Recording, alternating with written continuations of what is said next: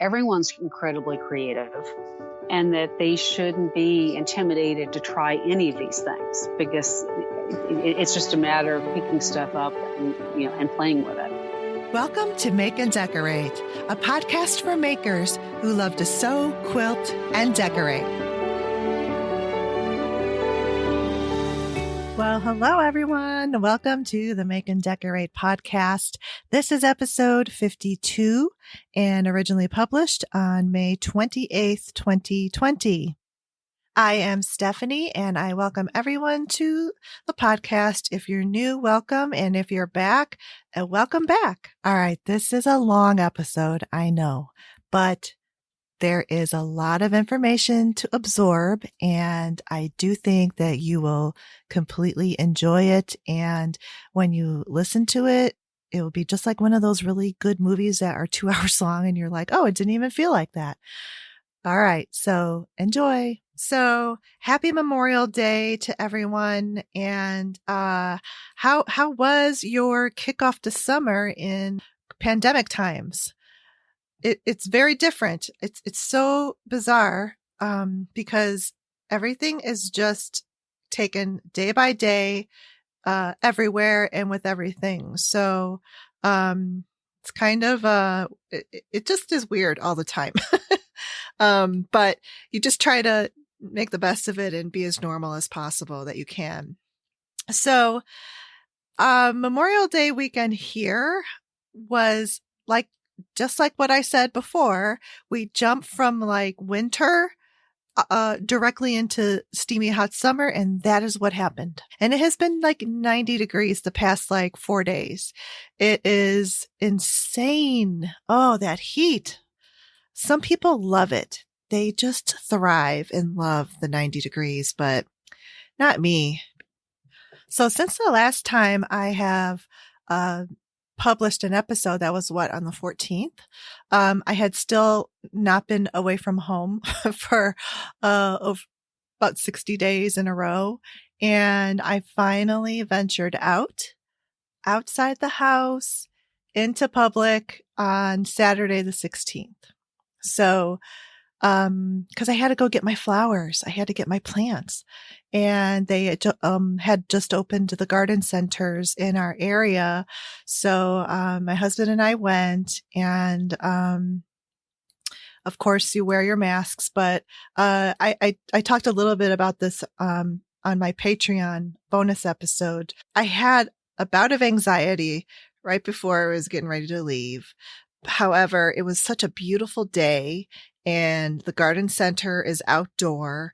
So, but we were all wearing our masks. There were only a few people that were not wearing masks, which I was wondering why. But because you're still kind of together in a shopping center and you're doing your best to maintain a safe 6-foot distance. But sometimes, I mean, it's just not always possible. Like, for instance, if you have to pass or cross a path with someone, so anyway, yeah, so it was really strange, but I was really shocked to see how many people were out there. So people are out and about. They're doing stuff and living their lives, despite this, pandemic. Places have started to lessen their restrictions, and now this is a whole big conundrum.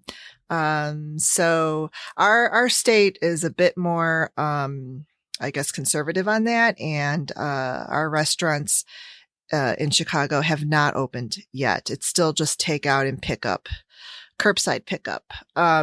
So I think they're going to try to open those maybe in mid-June or so, but we'll see. We shall see. So on Memorial Day weekend, so I got my flowers, on the 16th, and it had been just rainy and crappy throughout the following week. And this past weekend, it sort of got nice to the point of, being too hot, but I was able to get out there. I had to get out there in the morning because if you're out there in the afternoon, it was just sweltering. It was just too much to garden in. So it took me 4 days to get this all done. In fact, I'm recording this on Tuesday, the 26th, and I have just finished planting everything on my deck. And I'm pleased at how everything looks.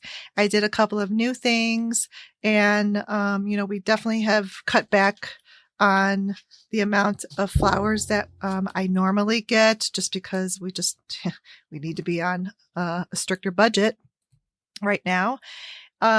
So I ordered in January, February, I ordered from Baker Creek Seeds some flower seeds, and I got a whole bunch of different poppy seeds. I love poppy flowers. They're just so happy. And these flowers, you can just, you don't have to start them ahead of time indoors. So you can just direct sow them into the containers or the ground or wherever you want them to be.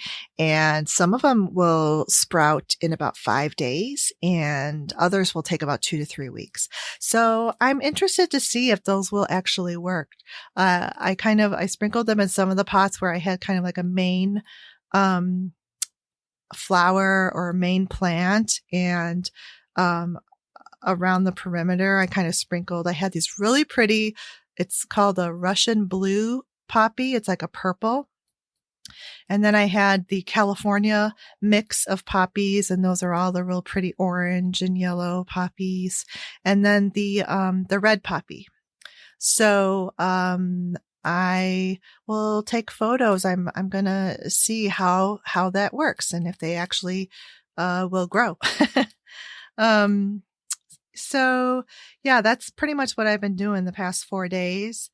There's one gardening tip that I want to share with you. This is in reference to container gardening. And I had mentioned a few episodes ago that this thing that I've been doing for years since I saw it. Martha Stewart had done it on one of her shows way back in like the early 2000s, late 90s. And she would always put rocks at the bottom of the containers to promote drainage. Well, I learned in an online class on Great Courses Plus that you're not supposed to do that. And really, to promote drainage is to, one, use a self-watering container. And that's just those type of containers that have like a little raised platform on the bottom, and it creates a little reservoir to hold extra water, so that it doesn't rot the roots by being too wet. But the second thing is, she said to put a coffee filter on the bottom of the pot, and this will filter the water through, but will keep the dirt, the soil in the pot, because, a lot of times you can lose some dirt and soil through those holes, and, they could get clogged with the soil and dirt. So that was pretty brilliant. So I did that. I put, I did not have coffee filters, but I did have this tea bag paper, that I had gotten, for foundation paper piecing. And it's kind of like the same thing as a coffee filter, what it's made out of. So I cut from that and put them at the bottom of these pots. So I'm looking forward to nicely, drained, containers. So sewing and quilting, still no quilting right now, but still doing some sewing, mask making, of course. And but I also did make a gift for my little niece, who just turned 4 on the 21st. And I made that Oh Me Oh My pattern of the knit overall shorts. So they're all done. And I also decided to make her a matching headband, because she likes hair accessories. So I got that done. But I want to tell you that, okay, so first of all, my main serger / it's a combination cover stitch machine that needs to go in for service. So I've had it packed up, and just haven't gotten it over there yet. But I have what is now my backup serger. And, it's, wow. You do get used to things, to having features when you have them. So, uh, I just had to like get used to this other machine again. And by the end of the project, I was like, oh, this is good. I kind of like figured out you learn these little idiosyncrasies with whatever machine you have, and you have to work out the kinks and the details. So, I had a little bit of troubleshooting with that, but, the serging, was, pretty good on that machine. And it did the job. And I had to actually go back and forth between the serger to the sewing machine. And at the sewing machine, I had to go back and forth from a double needle to a single needle. That was in the instructions. So I'm just going to give you a review of this pattern. It was not extremely complicated or difficult, but it could have been easier. And this may just all be me because I do not sew clothing very often. It's more occasional. And also sewing knit clothes is, I guess, occasional.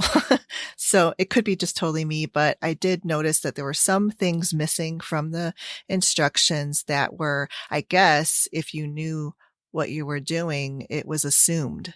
But I just was like, you just skipped like a whole thing, from A to D in B and C. What happened to that? So that's just kind of like how I was experiencing this pattern. And the other thing was, I thought it was kind of brilliant how the pattern utilized the double needle on the regular sewing machine to emulate a cover stitch.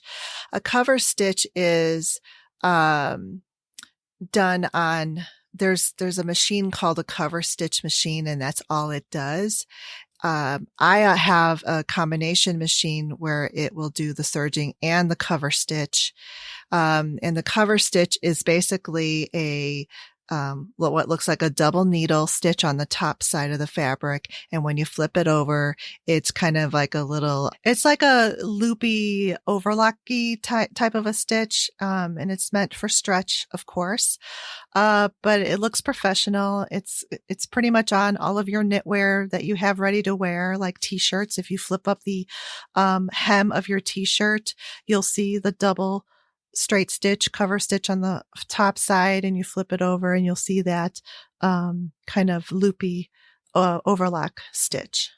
If my main serger cover stitch machine was not packed away for service, I would have bypassed the sewing machine step of the double needle, and I would have just done a cover stitch. And that would have been also kind of like a little bit more efficient way to do this. So when you're using a double needle on the sewing machine, and the double needle, I think usually comes with the purchase of a machine. If you look into your accessories, it's like a single needle top that branches off into two needles.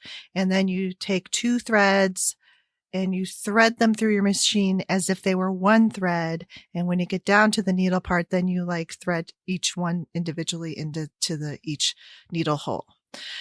So then, what I found is my machine, the presser foot pressure was too heavy, and I was getting this, unwanted lettuce edge meaning that it kind of like was making it wavy because the foot was pulling and dragging it through, and it was stretching it. So I didn't like the way that was looking. So then I decreased the presser foot pressure, and that worked. So, I think that was the only, issue that I had with the double needle, on the sewing machine part. Otherwise it worked pretty nicely.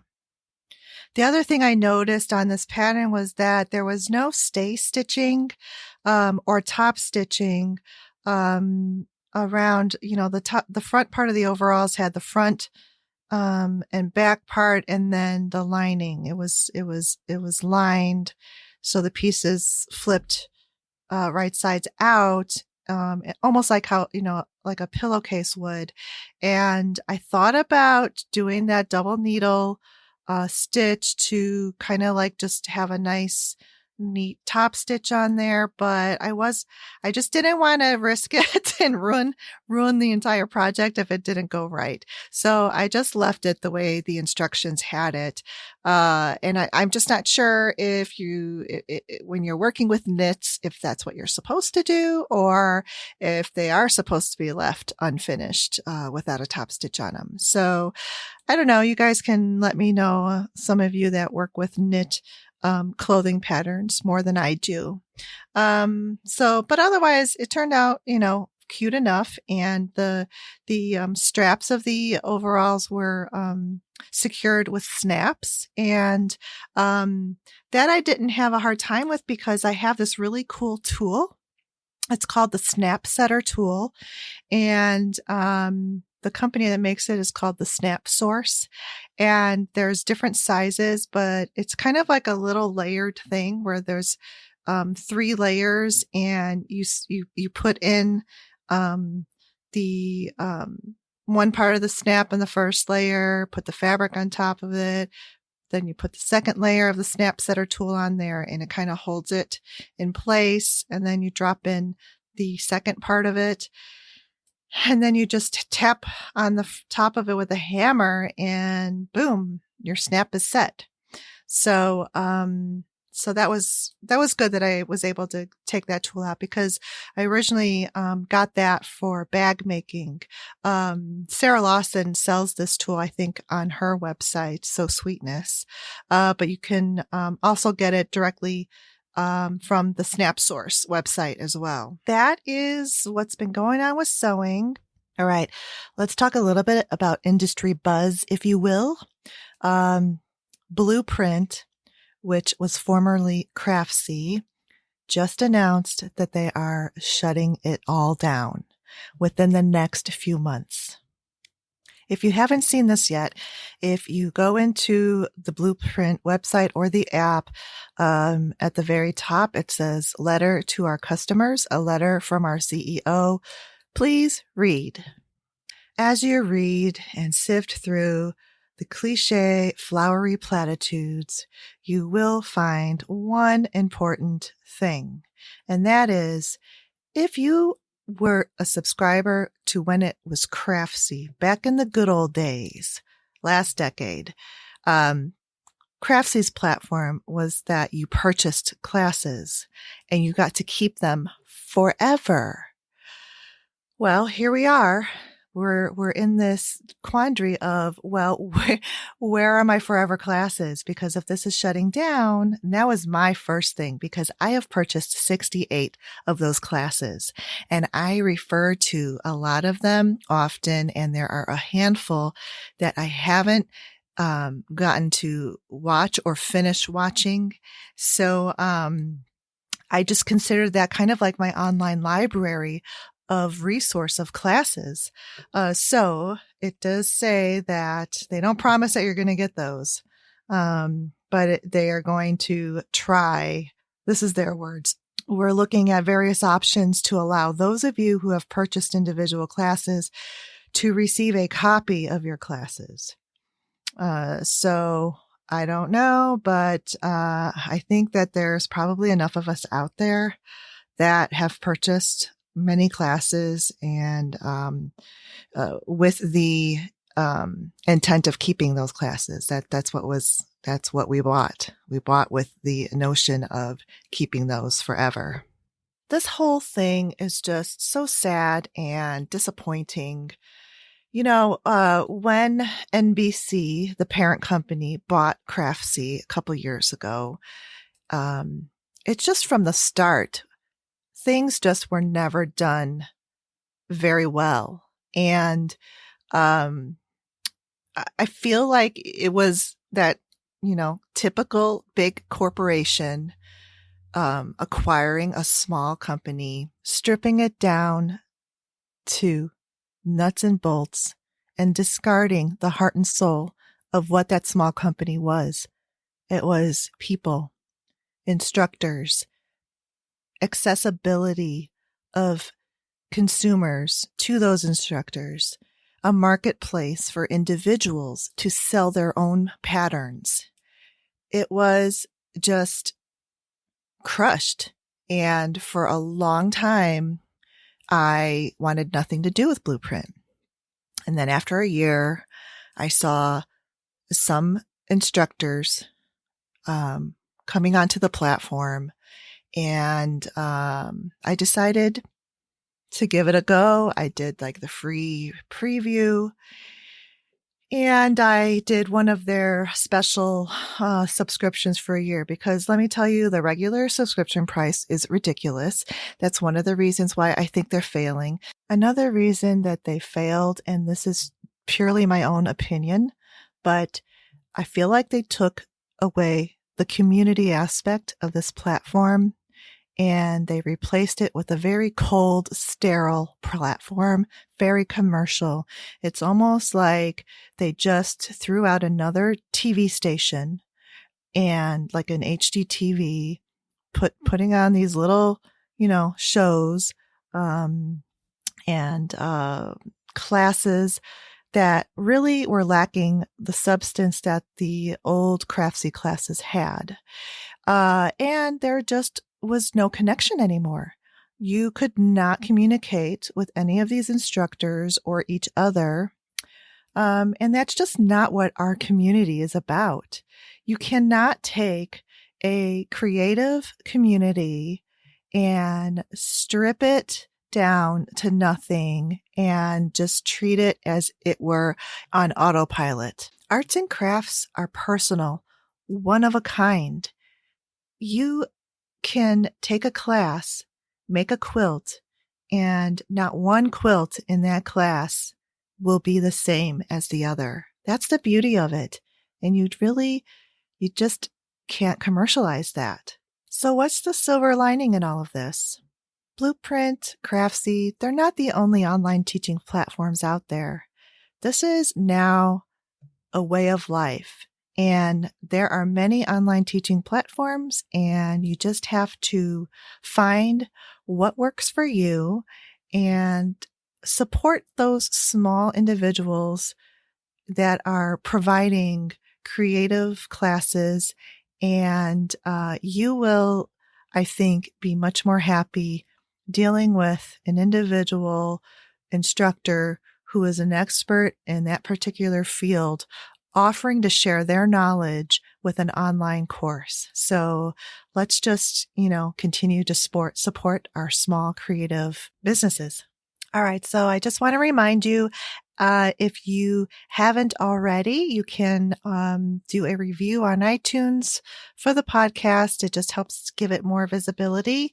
And also, if you want to check out my Patreon page, I do release a bonus podcast episode once a month to the patrons there. And often I do have continued conversations with the podcast guests on these bonus episodes. And for instance, Peter Byrne, on the Patreon bonus episode, gave us really a good look at what mid-arm quilting is like. There's just not that much information out there on sit-down. It would be kind of considered a sit-down long arm, or commonly referred to as a mid-arm quilting machine. So he uses that. He won the Best in Show quilting on that. And it was pretty fascinating to hear his experience and how he uses it. So that was on the Patreon bonus episode. And as always, thank you so much for listening and supporting the podcast just by referring it to someone. Refer the podcast to one of your friends or someone that you think that would enjoy the show. Laurie Russman from Neon Kitty Quilts is my guest today on the show, and we recorded this in early April. I got a little correction. Towards the end, I was talking about confetti quilting, and I mentioned that overlay fabric as toile, and that is not what I meant. I meant to say tulle, the tulle fabric, that netting fabric. So although I say toile, just know that I meant to say tulle. I hope you enjoy this episode, and don't forget to check out my podcast page where I will post links to the things that we talk about. You can go to makeanddecorate.com, and don't be shy. Post a comment, send me an email, or however you like to communicate. I really love hearing from you guys. My guest today is Laurie Russman, also known as Neon Kitty Quilts. Laurie is a fiber artist, and she creates textile art inspired by animals, landscape, and nature and travel. She's a frequent teacher at International Quilt Festival's Open Studios and teaches at the City Quilter in New York. She's been on Quilting Arts TV show, which I always watch.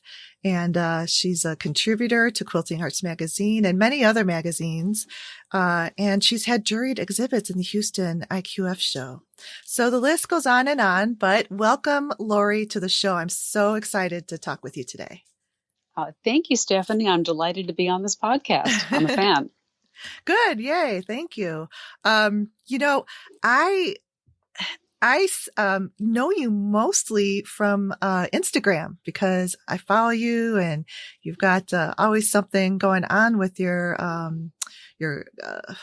appliqué quilts that you make and the beautiful artistry with your thread painting. I just love it. I love seeing your posts, and I know I've seen you on Quilting Arts, but I think when I started like following you on Instagram, I didn't really put the two together until I read it on your webpage. So it's interesting. It's funny because you're familiar with some people and you're just like, where do I know them from? And that would be where I would know you from originally. I was living in the back of your mind. Yes. So your website says you live in Connecticut with your husband, angelic German Shepherd dog, and 3 mischievous felines. So tell us about these pets and how they inspire your work. Well, actually, the name Neon Kitty Quilts comes from one of them. Really, we are all about our animals. We're huge animal people, and they are just the loves of our lives. And my art quilting really hit an interesting point when I had our feral cat, Keo, the littlest one, in my lap in front of our old iMac, now old. And I took a picture using the crazy filter. Oh. And it was the wild neon toned picture of her expression, which she always looks like she's about to leap off and fly to Mars. And a friend of mine said, you really need to make a quilt of that. And so that became Neon Kitty. And that became my first submission that made it to Houston because Pokey did a special exhibit that year to benefit Houston's wonderful animal shelter. Oh, so from that point on, it was the first time I'd been to Houston. It was the first time I'd had a quilt accepted into a major show. And it just inspired me beyond what you can imagine. And then the second thing that really was a catalyst was iPads and iPhones. Because for those of us who don't have a drawing practice, I never took an art class in my life. I come from financial services. Wow. But the ability to take pictures and then from them manipulate out patterns. And you're always taking pictures of your pets. And it's really great fun to say, now, how could that translate in fabric and thread and bring it to life? So you're capturing the spirit of those animals in different ways. And they might be in crazy colors, or they might be against different backgrounds. So Keo has appeared in multiple quilts. Our mischievous black cat, Jackson, is in a few of my big ones. And then he's the little cat profile in a lot of quilts I do for a wonderful cause Jamie Fingal heads up. Okay. Which helps furnish apartments for formerly homeless women and children out in California. Oh, great. Yes. Yeah. So she's asked art quilters to make home-themed quilts. And so a profile you've seen a lot of on Instagram and my feed has been these little home quilts, little houses tilting to one side and the cat. That's Jackson. So You've seen all of my critters one I way or have. another. Yes, yes. It's so cool. And how long ago then was this that you first made that neon kitty quilt? That was your first one, right?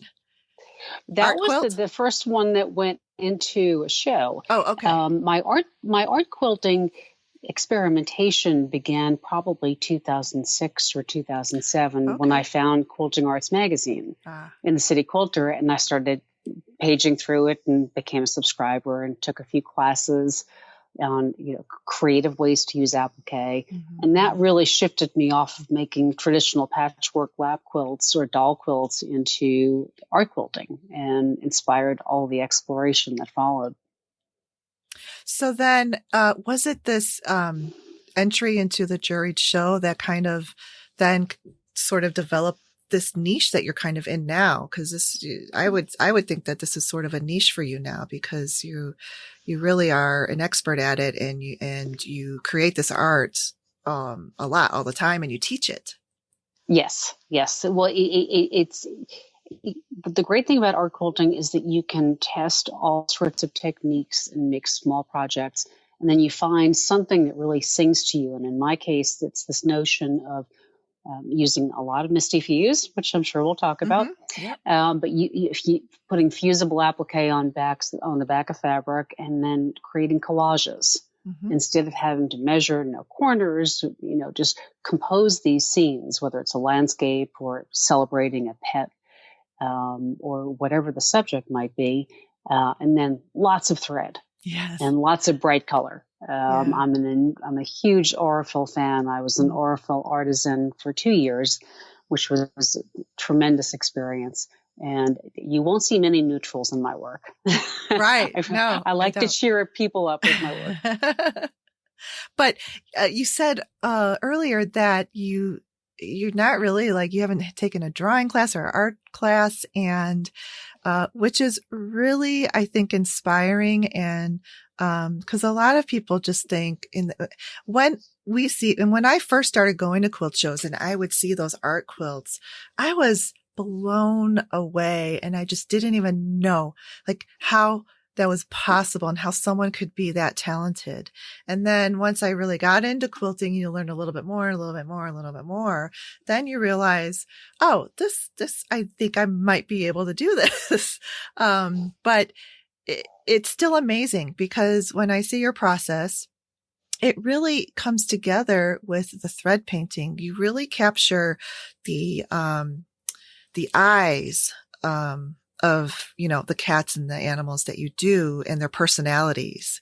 There's this one cat you did. I don't know which one it is, but he almost looks like a grumpy cat, and the colors, those were neutral colors. Though the cat was a neutral. I think the background was a bright color, but, it was kind of That like could have soft been creams and tans. Yeah. Cheryl Sloboda lost her cat, Bastet. Oh, And I like to do tribute cats for friends if they've lost a pet. And I said, yeah. send me your favorite picture of her. And she sent me this picture. and Bestet's sort of scowling into the camera Yes. with one eye sort Yeah. of narrowed. That was the most difficult one to do, Stephanie, Oh, because wow. first of all, one eye was partially closed, and it was kind of this really specific kind of, what are you going to do for me next human look? Uh-huh. And I emailed her back and I said, you sure you want me to use this photo? It turned out great. I love it. And again, you capture that. It's just so amazing. But I like that you show the layers because it doesn't start off looking like that. And I think that people sometimes don't realize that it's a process and it's not going to look finished until you've gone through and laid out what these fabrics, like when you lay them first out in that first layer, they don't look like much yet. They're just little Right. parts. It looks very like disjointed parts of like an animal portrait. But, it's like the more you work with it and you add to it, then that's when it really starts to come together and really be art. It's just gorgeous. It's really beautiful. Well, thank you. The thread really acts as the blending tool between the edges of the fabric. Mm-hmm. So, the fabric pieces are like the building blocks, and then instead of smudging pastels, it's kind of like you're using a thread to sort of smooth out the areas where there are sharp changes in color. Yeah. And the best thing people can do if they're doing a pet's eyes, just make sure they put little dots of white ink for the highlights. Mm-hmm. That's the thing that make the eyes go from looking like a stuffed animal to, okay, this critter alive. Right. Yeah. It really does make those eyes come alive. And I like that. We'll talk about it too, about using not just thread and not just fabric, not your, typical like quilting. You kind of, this is more mixed media a little bit, and you use some inks and like you said, the white marker. So, let's talk about the techniques that are used, your basic techniques. You started to talk about it a little bit. So I think that your main techniques are fused appliqué, thread painting, and quilting. And then there's more that you layer on top of that. So you could just start talking about that and make your way through the extra layers and what you add into it. Of course. Well, one of the favorite tools, and incidentally, I think one of the best takeaways for anyone going to a big show, try to take some lectures, because you'll hear people talk about the tools they use. And each time you'll come away with something and think, wow, I hadn't heard of that before. So my first aha was Tsukiniko ink pens. It's a Japanese company. So the fabric ink pens, they're called Fabrico. It's a Japanese ink company. And the markers are 2 tips. You have, there you go. And they are wonderful. They're wonderful for adding fine detail, for adding shading. If you want to put a shadow on the side of a cup, or, I have about 6 or 7 pens that are different shades of green. It's another way you can add interest. You have a certain shade of green fabric for the iris of the cat eye, but you want to put little streaks in, and the thread will add some, but you can also put little streaks of ink in different shades. And the more you do, the more lifelike it becomes. Yeah. So those inks are great. You have to be careful, because test them on the fabric. They can run, so you have to heat them to set them normally. Yeah. And they also come in little bottles, and they sell little markers. And so the only one you have to have in bottle form is white, because they don't do a white pen. Oh, okay. All right. So then my more recent discovery is Posca paint pens, which I heard Judy Coates Perez write about, and she, by the way, is my favorite teacher. Best class I ever took. Oh my gosh, what she can do with acrylic inks. Oh, what's her name? Judy Coates? Judy Coates Perez. Coates Perez. I haven't heard of her. Okay. She is more of a painter than a quilter. She comes at it from the artist into quilting rather than a quilter moving towards art. Okay. Which is really interesting. But these paint markers sit on top of the fabric in a different way. So they'll give you a different technique. I mean, a different effect. Yeah. And depending on what you're going for, that could be helpful. And then, oh gosh, I've got bottles of acrylic paint. There's all sorts of fun things you can do with special effects. If you want to do some lettering, you can cut out letters from a piece of freezer paper, iron the freezer paper onto the fabric, and then using a great big fat wide brush acrylic ink on, let it dry, peel away the paper, and you'll have painted letters on your quilt. Okay, yeah. Instead of cutting letters out of fabric and fusing them. Yes. So each way, and that was one technique I took away from Judy's class. So there are all of these elements of surface design that it's interesting to explore and play with them. And some of them you try and say, nah, maybe not. And others become part of your permanent collection. So in my supply drawer here, I'm looking at a drawer of Fabrico paint, a drawer full of Posca paint markers, a drawer full of another brand. And you never know which one you might use, but it's great to have them all handy. Yeah, that's interesting. And I think that's part of what I think makes it fun, because I love all different types of crafts. And I like that in this instance, you can mix them into one. Like I can have my quilting and, some, artistic playing with pens and paint, and quilt it all in one. And I like too that the size is small. So I haven't tried it yet. I really, really want to try my dog Cooper. And of course, like I have a million pictures of him. So I really want to try your technique on that and just make like a little, like you do the portraits of mostly just like their faces, their head.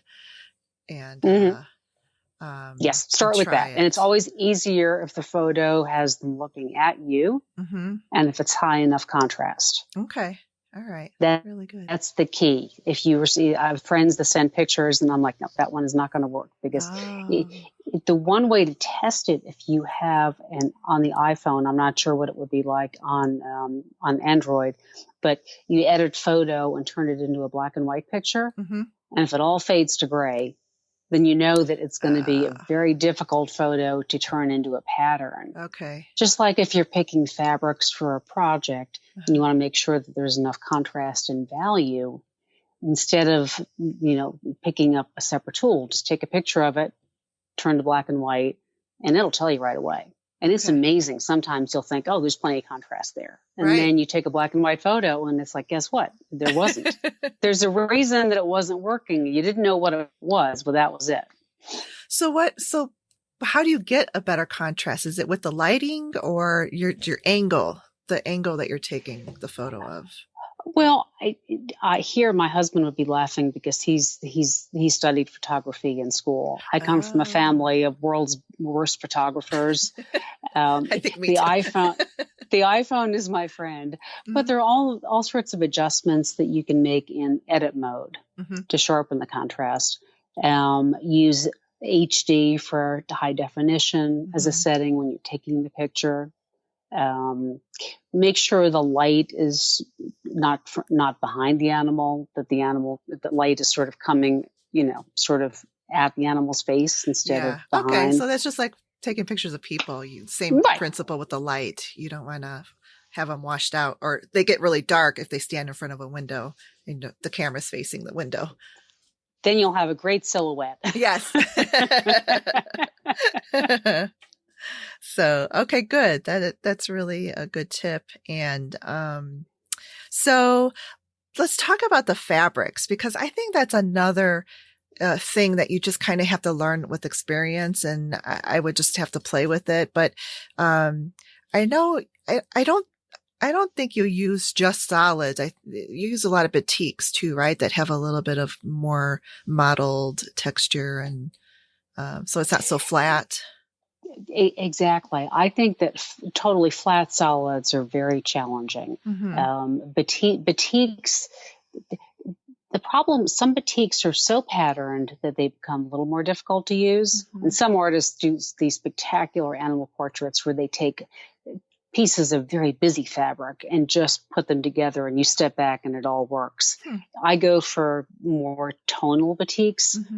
My latest favorite is Lava Solids by Wyndham Fabrics because they have a little bit of variation of light and dark, but they're close enough to solid so you can use them as pure tones. And they come in about 300 colors. Oh, great. It's crazy. So you have if you have an orange cat and you want to have medium, light, dark, there's no problem. You have lots of choices. Nice. Okay. Those are great. Batiks are the best as well because of the high thread count. So if you're cutting really small pieces out of a commercial quilting cotton, you're going to have a lot more fray. Right. And it's a really specific look that can be interesting, but usually it's more frustrating and it involves a lot of trimming. The times when you need specialty fabrics is when you have a monotone cat. I had a friend send me a photo of a Westie. Oh, wow. That would be challenging. Because Westies are white, right? They're kind of. Oh, yeah. So if you have a monotone pet, and I've done the same thing on the other end of the range with my black cat Jackson, then you need to go for different weights and types of fabric. And that's where you pull in some silks or some flannels, something where there's a little bit of textural change. And then when you get to the thread choice, you're going for a limited range of color, but then you go for different weights. Got And it. Aurifil makes a wool thread as well as cotton. Yes, I So just that bought also some wool adds thread texture. last year at their Yeah, show. Mm-hmm. aren't they wonderful? It's really nice. Yeah. But that will help you achieve more of that surface interest. Okay. So that it doesn't look like, just one big blob of white, Right. or one big blob of black. Yeah. If you're doing that, be conscious to the grain of the fabric. Okay. Silk Duponi is, I'm probably mispronouncing Duponi, very grained silk, very lustrous. You can use it to good effect by always putting it in the direction of the cat's fur. Okay. So just keep cutting different pieces so that it's going nose to the back of the head, and then the side of the face, and then the side of the body.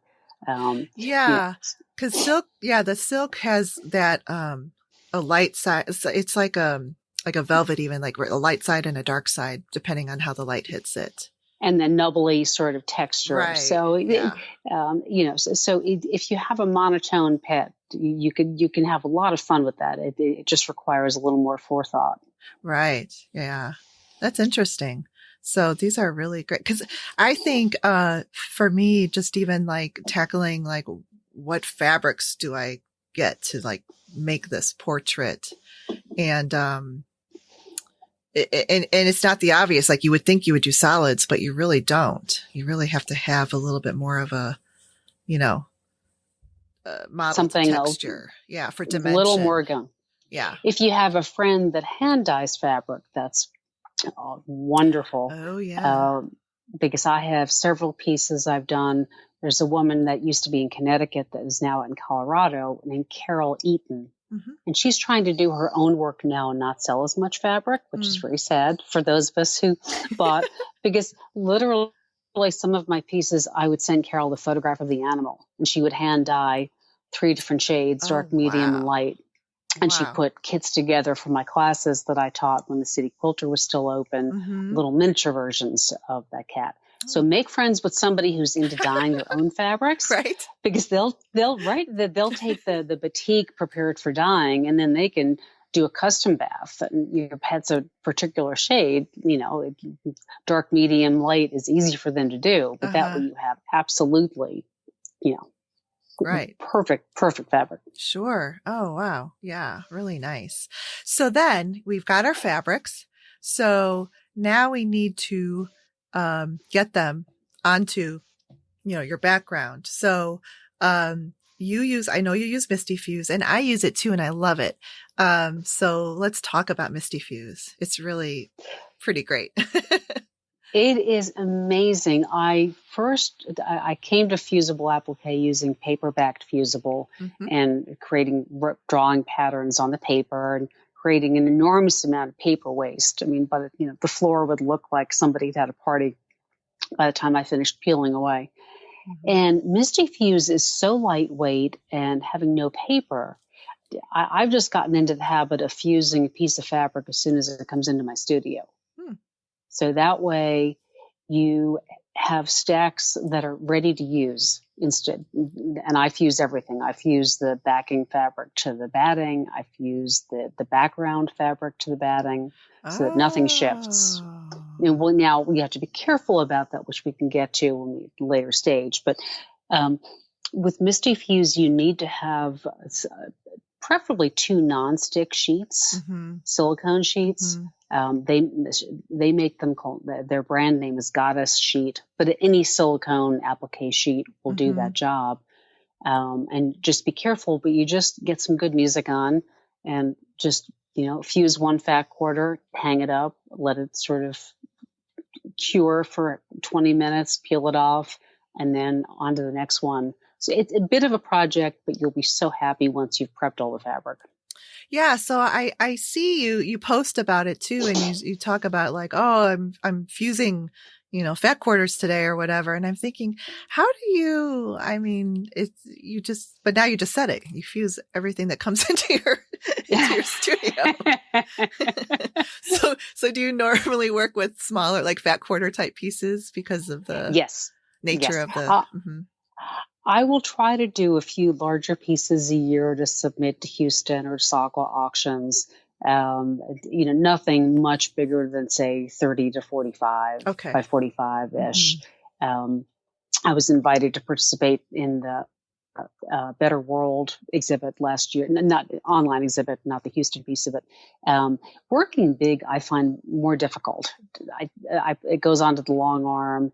The long arm begins to misbehave. I've sort of gravitated back towards smaller pieces being eminently more fun. Yes. I can imagine that. So, and that's interesting. So for the listeners that don't know Misty Fuse is basically like, because I think everybody, I learned that way too with the paper, and then you have to like draw, get that drawing on backwards because it's mirrored and that sort of thing when you have to press it on there and cut it out. So this, you don't have to do any of that.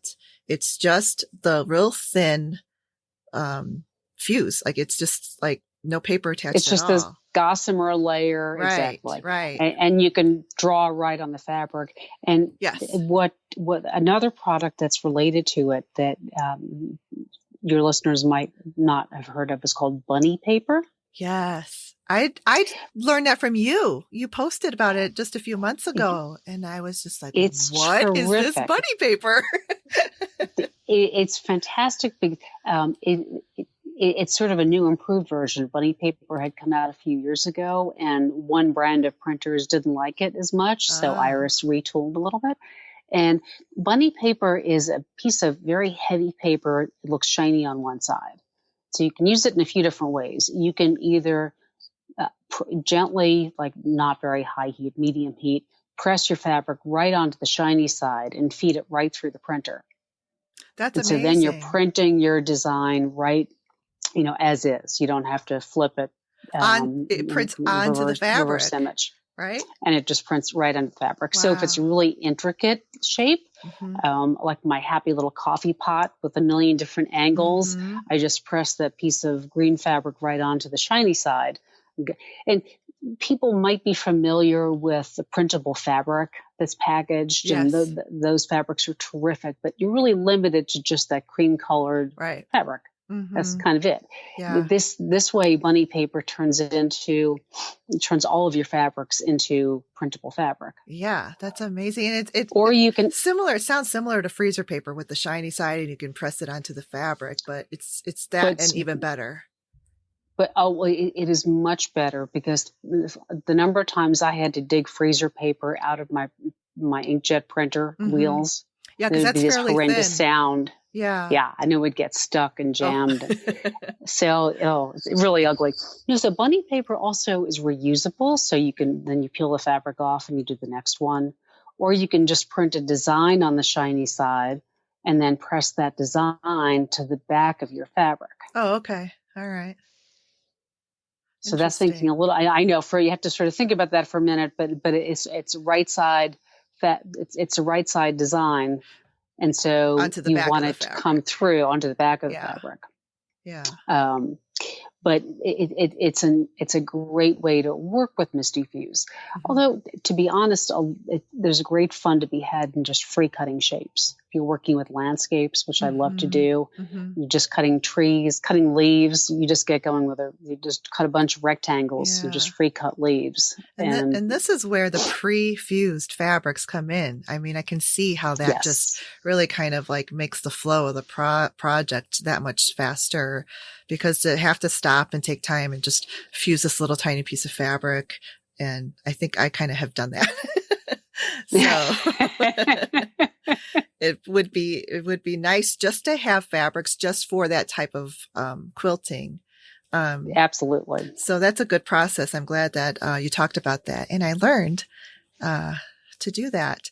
I don't have the goddess sheet because before then I just got like these big, you can just get them anywhere, but those, they can use them in kitchen sheets, the silicone, The silicone. Yep. Yeah. Yep. That's all you need.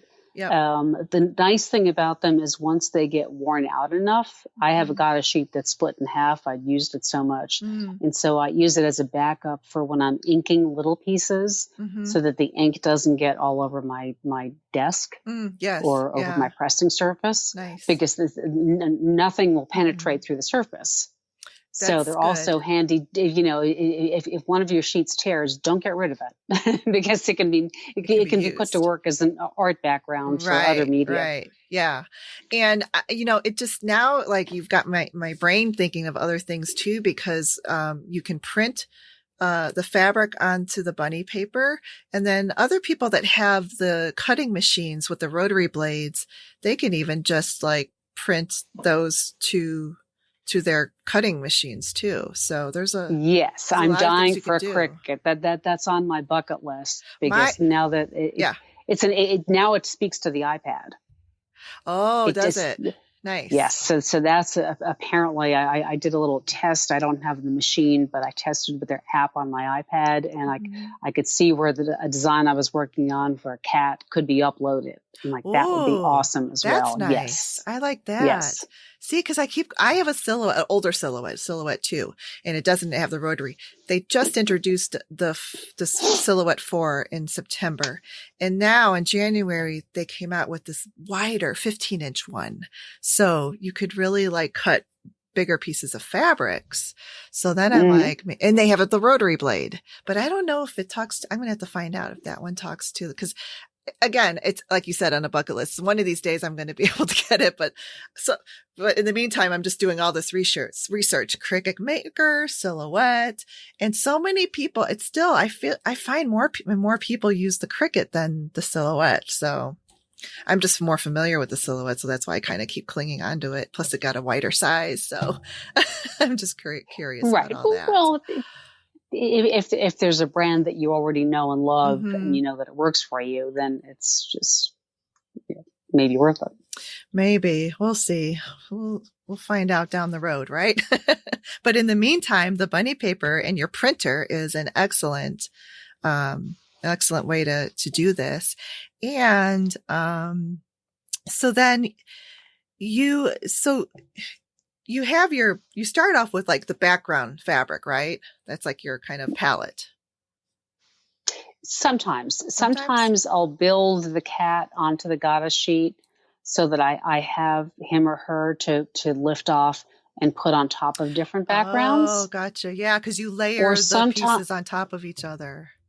Exactly. Okay. What I can do also is go into Procreate and switch out the background colors in drawing form just to see, okay, well, dark red, maybe a lighter red, just to get a rough idea. That's a good idea. Let's talk about Procreate. I'm so excited about this. Oh, love Procreate. Cause I'm late to that party, but I have it now. So I got an iPad in January and I've been learning Procreate and it's amazing. And then when I saw that you use it with this, it was very interesting, how you use it. So go ahead and just talk about what you want to talk about with Procreate.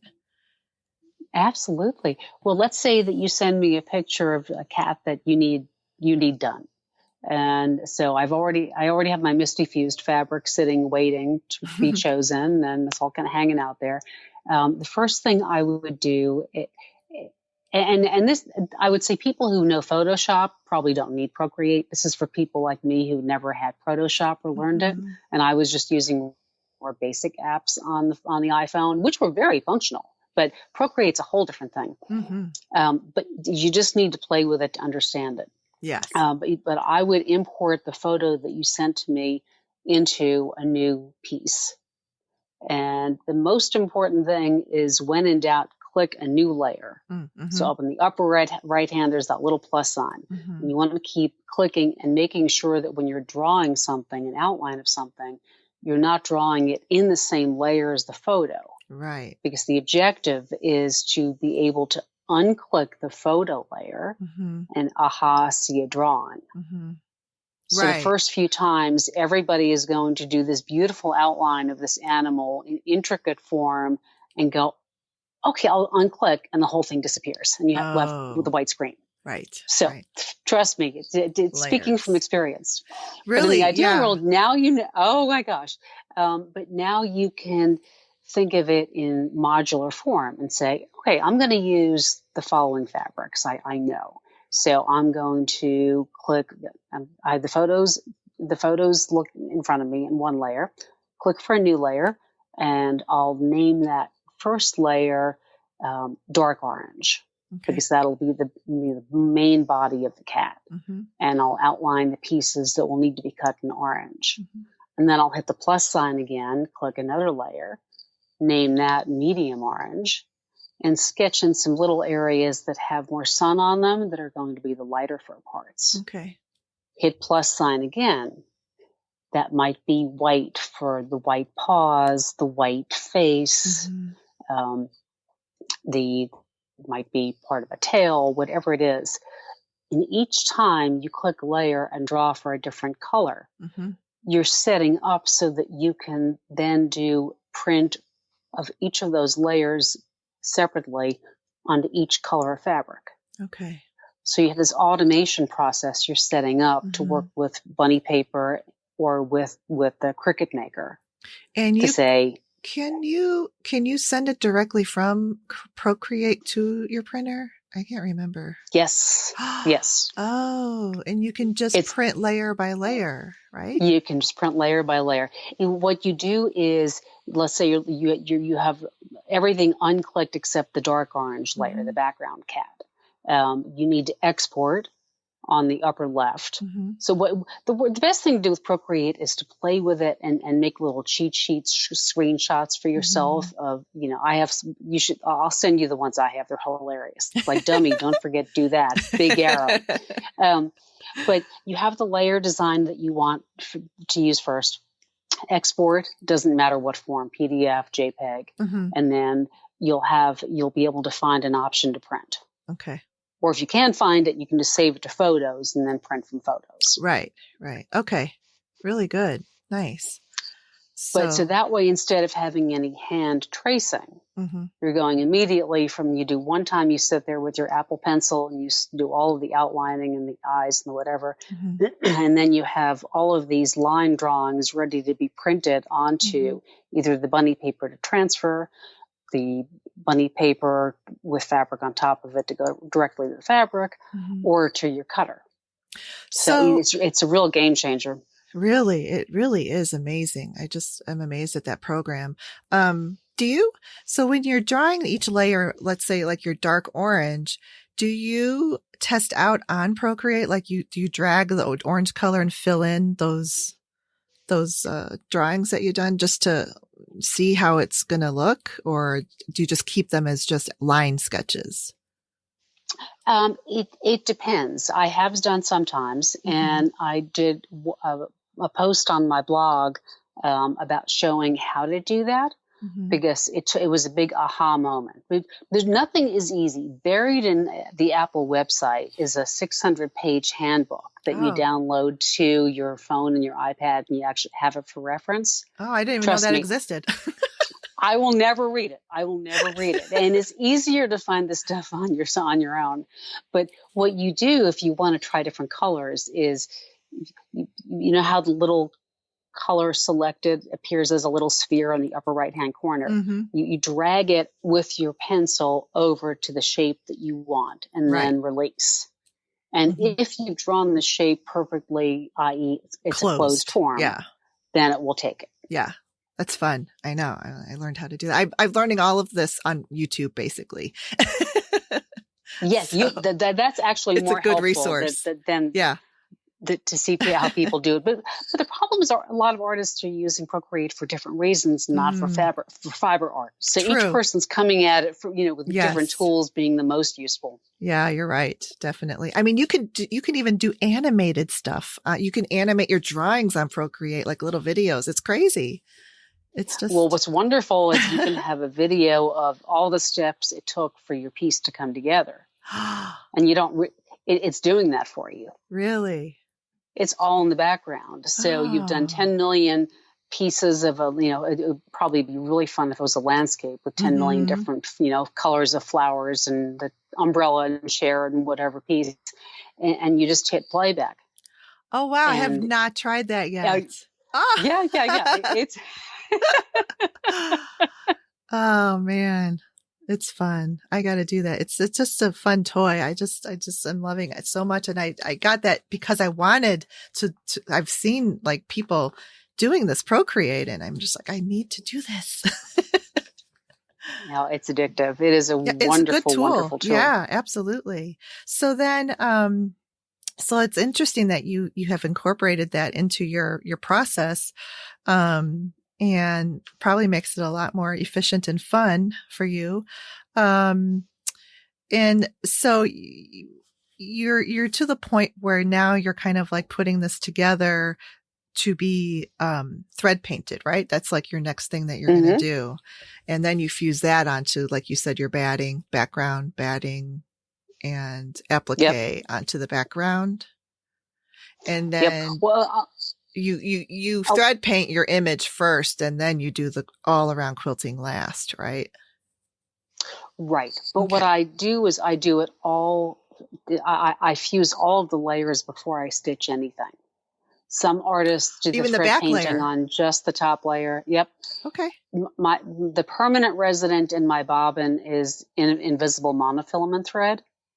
So that way I don't have to keep changing the colors. I was going to ask you about that. If you changed your bobbin thread. That's how I cheat. I go through miles of superior threads, monopoly. It's just wonderful. And then I put the sandwiches all together. So that way, the subject first and then the background, but it's all being done through. So on the back, you can see it's, in sort of sketch form as the shapes take place. But oh, cool. Okay. Nice.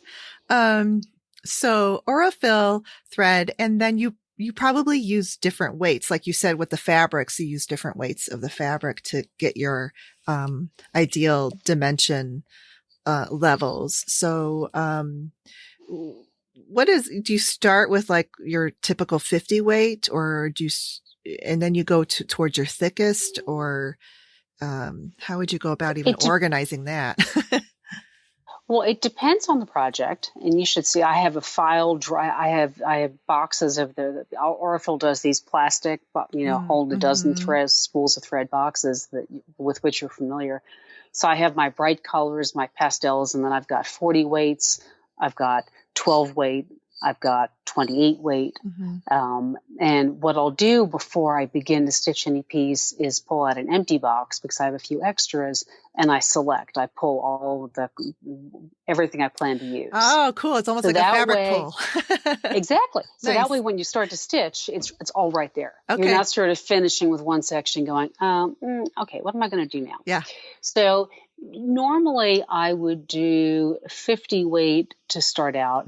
I would add for the fur either the 40 weight or the 28 weight, the heavier, depending on the cat. I mean, my black cat is very sleek, and so it would be 50 weight because he's not shaggy.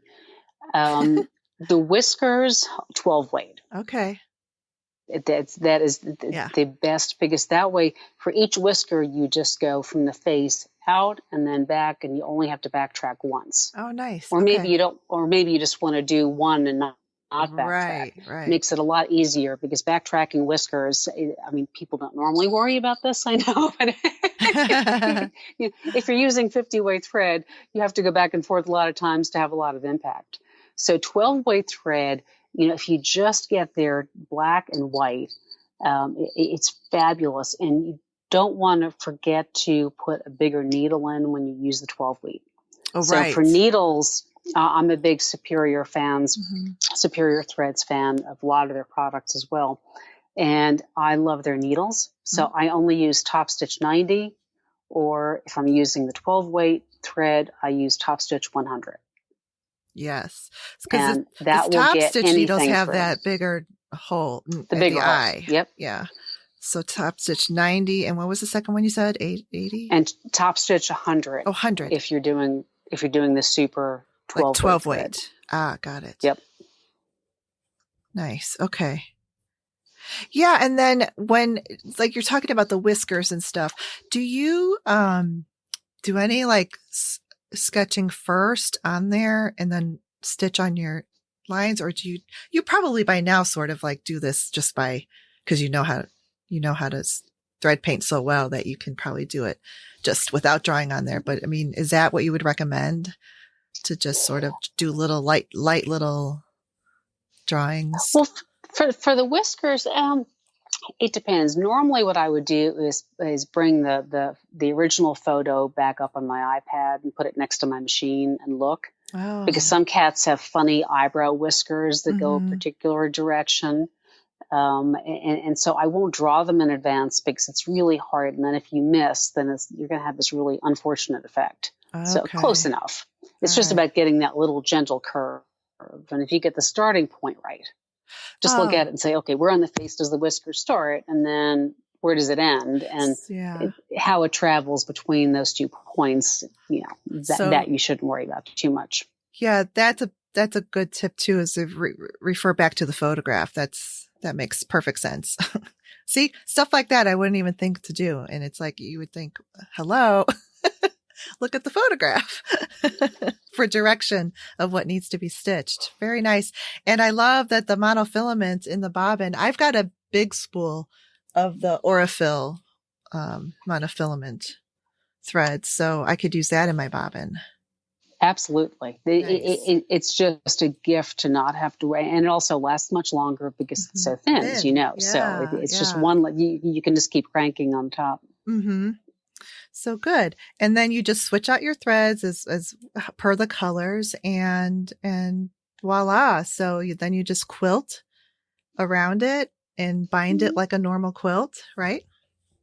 Well, the binding will depend. If it's a very large piece, I'll do a facing. Oh, yes. If it's a smaller quilt, a 14 square, the sort of inch, something that size or smaller, what I like to do, and I'm a Bernina girl, is I do 2 passes around, trim the edges, and I use the 2A foot. And this was a tip that Cheryl Sloboda gave on a teaching video a long time ago, that's a great pressure foot to use for the first zigzag stitch to keep all the edges flat so they don't do this little wave pattern as you're stitching them. Sometimes that can happen. Yes. But the 2A foot has that extra little metal rod that the needle passes over, and it helps the edges of the fabric behave. Oh. So I'll look that up. Yeah. I'll do a zigzag stitch, excuse me, one time around with that, and then I'll switch out for a wider applique foot. On the Bernina, I do a 20 foot is my go-to. Oh yeah, okay. And then I'll get some cheap satin binding that I have in a million colors and line it right up against the cut edge of the quilt, and do a second round of zigzag stitching that stitches the piping to the sides. Okay. So it gives each small art quilt this really nice finished edge. There's a little bit of shine around the edges, and it gives the edges a little more heft so that they just a little more solidity. Okay. So that would be a new technique for me. I'll have to take a look and dive into that a little bit more. Yeah, I've seen like small little tutorials, even in a quilt guild, someone did a little quick lesson on facing, but I haven't actually really tried facing yet. So that'll be a new thing. But it's, you know what, when they're smaller like that, like you said, maybe 14-inch square or 20-inch square, that'll be a lot better than trying to do it on a queen size quilt. The facing. Yes. Yeah. Well, the facing I learned from Susan Brubaker's teaching video from Quilting Arts. Yeah. She did Fabulous Finishes, I think was the name of the DVD. And it would, the first time I had a quilt accepted, and I had to do a facing on a big piece. So I think I listened to it 10 times. Yes. Oh, great. Yeah, I love her. I like her on that show a lot. It's funny. I'm just going to digress here, but, what's her name? You mentioned her, the other host of Pokey. Pokey. I wanted to say Pokey. Poppy, and I knew that wasn't right. Pokey. When she left, I was so upset, and I was like, no.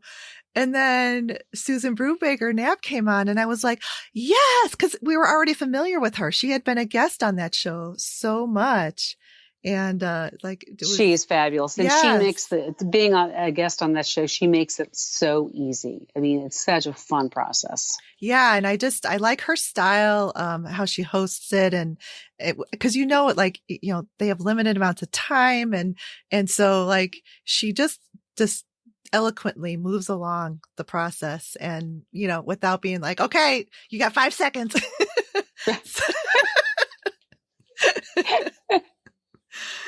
Oh man. So yeah, I love that show. It's a show for listeners. If you're not familiar, it's usually aired on PBS channels, around the country, Quilting Arts. And it's wonderful. Yeah. Yep. Okay. So,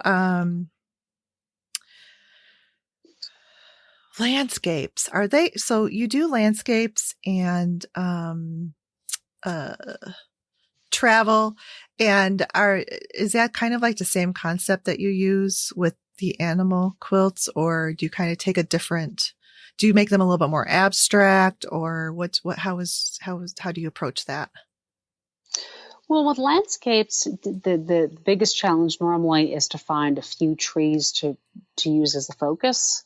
I take pictures and there's a million trees in it. So it's okay, how do I isolate them so that it looks interesting without looking messy? Okay. And there was one piece I did called The Night Garden that a lot of people that seemed to like. It was in a couple of magazines. And it was a picture I took out of front of my house at dawn, and a bunch of trees. You couldn't really see them. So I just made up where trees would be. It was just imaginary. But with trees, my favorite way to do trees is to rip them instead of cutting them. So you rip strips of batik or hand-dyed cotton so that it really tight weaves so that it's strong. And then you rip the branches, and then you rip sub-branches from the branches. And you end up with much more realistic. And then because this fabric has been ripped, it's a little flexible. And then when you fuse it, you press carefully and you make the branches bend in all sorts of ways. And then you end when you're stitching them at the tip of each one, you end up creating the tip with thread, and the fabric basically disintegrates under the needle, if that makes sense. So in the Night Garden, the tips of the branches, because it was winter and it was the leafless tree, it goes from fabric with thread on it. And as you follow it towards the end, all you see is thread. Oh, okay. So got it. You a bit painstaking, a lot of trimming of thread of fabric to make sure that it looks neat. But it's very fun. But it's very organic, whether it's ripping the tree into making it look like a trunk, and then you fold creases into the trunk so that you create a bark-like texture. Yeah. And Misty Fuse is repositionable, meaning you can fuse it and then change your mind. So right. you can fuse That's what I love about lift it, and then you crinkle up. And this was one of the shows we did on Quilting Arts, was about creating surface texture. And how by wrinkling up the fabric and then fusing it the second and final time, then you have all of these really cool creases that you can stitch in different ways to create this craggy old tree trunk. And that looks, well, maybe not realistic, but it looks very visually appealing. Oh, that's really fascinating. It's interesting. I haven't heard that before either, but it makes perfect sense. And the Misty Fuse is a very lightweight backing, so you could do that kind of stuff with it on there, right? And you can also have, if it's springtime and you have leaves on the tree and you want them to be waving in the wind, you fuse them and you stitch only part of the leaf, and then you lift up the tips of each leaf carefully with a seam ripper or a sharp tool, and then let them flutter. Oh, nice. And so they stand up from the backing fabric. Yeah, it is really interesting. So cool. Oh, great. Is there anything else that that you want to talk about with this part of, the quilts, like your applique images and so forth? We've covered so much. I think the most important message for your listeners is that everyone's incredibly creative and that they shouldn't be intimidated to try any of these things because it's just a matter of picking stuff up and, and playing with it. And I cannot draw with a pencil to save my life. Literally, when I had to send drawings to Wyndham Fabrics for the pattern I designed for them with Janine Bengal's third fabric collection, and they were doing the house quilts, and they wanted the outline like of Jackson. So I or something else, because I either cut improvisationally or I stitch. So I was tracing things I had cut with scissors so that I could send them the drawing. That's how hopeless I am with a pencil. So, some people are like, oh, I'm not creative. I can't draw. Trust me. That does not mean that you cannot create amazing art quilts, because with the photos you can take on our phones these days. Yeah. And then these apps, you don't have to. The pattern makes itself. And then it's just the fun of which color.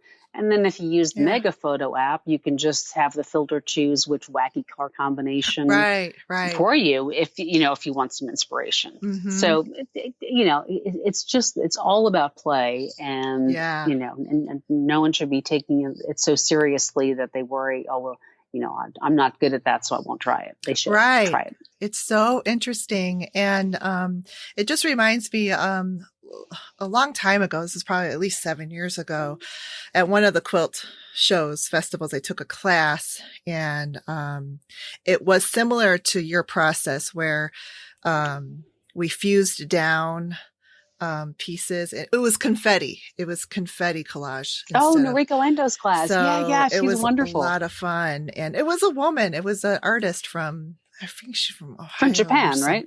No, but it's a similar technique though. I forgot her name, a Karen or somebody, but she's from the States, and she has an art background. But so we had kits in this class, and she had heat and bond sticky that we put the confetti, and we made our images.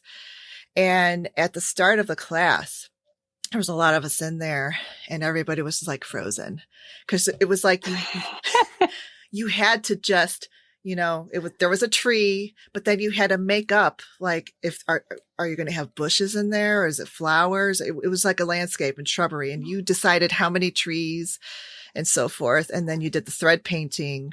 They put the toile over the little confetti pieces to keep them in. And then you did the quilting and stuff and thread painting.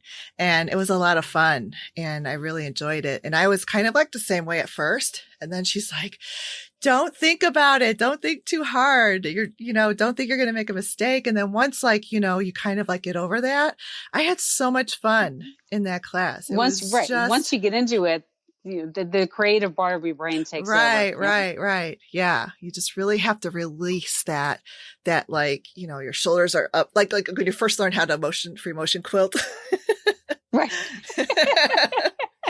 Just relax all the tension and just let it. I mean, that's a great exercise in just even kind of like releasing stress and anxiety. I think like even right now with what we're going through in the world, this would be a great time to try something like this outside of the box. Do those little squares. Let's talk about those. Yeah, I want to talk about, you're doing that right now. You're making these little squares almost every day, right? Yeah, I got called off from mask duty a few days, so I'm a few days late. I'm doing masks too. Let me tell you, that's all I'm doing right now. But you just have made like these little. It's called Daily Joy Quilt, and you just make a single block, and there's like a single type of an image on there. So let us know about that. Well, the inspiration was we're all cooped up, we're all going slightly nuts, and so it's about the little things around the house or around or in our lives that are making us happy each day. Started with my little mocha coffee pot maker in bright red. So I was like, okay, well, so I'll do a green background, and then it went to, I think the next one, I kind of lost track of which They're out of order. I think it was the daffodil that was on the The table. So it's like, daffodil okay, is beautiful. yellow. So I'll do a blue and I'll throw in some green leaves and then a cupcake. Cinnamon toast is on the machine right now. And for each one, I'm using Wyndham Fabrics Bedrock, which is a commercial cotton, not a batik. Oh, okay. It's kind of a blender. It's kind of like a dappled. There's like white running through it. Okay. But I figure at some point I'll join all of these squares, and the back of it will be this mosaic of bedrock fabric of all different colors. Oh, cool. Yeah. And the fun thing is that each day, whatever object I'm doing, I do a different background stitch. Oh, okay. And so it's a great way if people are starting to do free motion quilting and they're stressing about, oh my God, I'm going to screw up. It's too hard. Or, I don't want to ruin my quilt. You do something little like this each day. And if you mess up, it doesn't matter. But it's a fun way to try different ones. And so I did a tree bark pattern behind a bird's nest. Behind the butterfly flying, I just did sort of long floaty lines to try to give the impression of flight. So then others. Go ahead. Sorry, go ahead. No, I was going to ask you if these are finished, like the little blocks are finished little quilts, or are they going to be put together into like a bigger piece? I'm not sure yet. What I did was I just zigzagged them once with thread that matched whatever I had used to do the background quilting. Yeah. And I will decide whether to link them all together or maybe they'll become sort of a calendar or each one is sort of self-contained, but as they're growing on my design wall together, it's pretty fun to look. I know. Yeah. Yeah. You and I like you post the pictures of that on Instagram and they're so cute and it's another good idea. And I like that they're, items of joy. So I would definitely have a coffee pot on mine. One of mine too. Coffee is one of my favorite things. Coffee and tea, hot tea. And you do a wine glass too. Wine glass, right? I love Barefoot Contessa Ina Garten, and she posted it. This went viral with everybody, but she made like this picture of Cosmopolitan mix, and then she's like, and you have to have the right glass, and she brought out, and it was a giant like martini glass. And the whole pitcher fit into this glass, and then she took like a big sip. It was hilarious. I love it. Yeah, I think she said something like, when in crisis mode, make a cocktail. There you go. So we each are all, doing what we can to have some joy in our life with all of this scariness going on everywhere. It helps to keep perspective. It does. It really does. So I think, that's pretty much it. So you already told us how we can tap into our creativity. And I think you have like this credo too. I read it, which is really nice. Like that everyone is creative. They just have to find their path, right? Yep. Yeah. That's it. And the only way you'll discover it is by playing around and experimenting. Yes. Yeah. And definitely consider And we all play. have time to do this now. Yeah. Yeah, definitely. So let's talk about what you're working on in 2020 before we go, so we can let everybody know where they can find you, because you're going to be in several things, like magazines and workshops and so forth. Well, maybe workshops. Well, the teaching is, I know I had several teaching assignments that are now being postponed until we know exactly when they'll happen again. Yeah. I have an interview in Quilting Art, the current Quilting Arts magazine that's on newsstands, about the project that I did with Wyndham Fabrics. Okay. Yep. Which was really, really fun, talking about collaboration. And then one of my quilts is featured in the upcoming issue of Art Quilting Studio. Okay. The summer edition. All right. Art Quilting Studio. And I'm really excited that I'm going to have a profile in Germany's quilting magazine, Patchwork Professional. Oh, that's so much fun. I haven't heard of that one or the art quilting studio. I've definitely subscribed to the quilting arts before, but that's interesting. The German one. I'm not sure if there'll be an English translation. I know, right? Maybe not. But I actually have like one or two German listeners, so they can look for this magazine. It's coming out sometime, right? And it'll be later. Yes, it'll be the August edition. Okay, so German listeners, August edition of Patchwork Professional. Great. And then for the rest of us, Quilting Arts is out now, right? April, May? Yes. Okay. It is good in the current issue, and I blog tirelessly about every project that I make, including my little joy of the square of the day. Yes. So if anyone has any questions, my email address is on my website. So I'm delighted to, respond to the listeners' questions while we're all here working from our respective nests. Uh-huh. Oh, wonderful. Yeah, and your your blog is what is that? Is it neonkittyquilts.com? Mm-hmm. Okay. Thought so. Neon Kitty Quilts. And I'll have this in on my podcast page. And then she's also on Instagram, same name, Neon Kitty Quilts, right? Yep. Got it. Okay. So everybody take a look at that. And thank you, Laurie, so much for coming onto the show and sharing so much stuff with us. And I think that this is very inspiring for all of us. And I think that it's such a doable type of mixed media quilting projects that we can all try it and have fun with it. So thank you so much. My pleasure. Thank you so much, Stephanie, for having me on the podcast. Okay, well, we'll talk to you again soon. Bye-bye. Take care. Thanks for listening to the Make and Decorate podcast. The podcast is produced, recorded, and edited by Stephanie Socha. Until next time, have a great day. Bye.